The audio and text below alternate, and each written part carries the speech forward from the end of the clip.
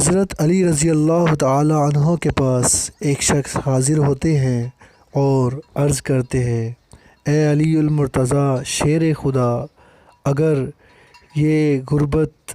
یہ بیماریاں، یہ مصیبتیں اور تنگ دستی درپیش ہو تو کیا کیا جائے؟ شخص کے سوال پر ارشاد ہوا،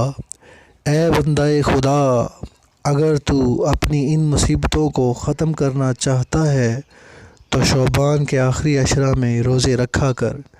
اور ہر روزہ کھولتے وقت ایک بار سورۃ فاتحہ پڑھ کر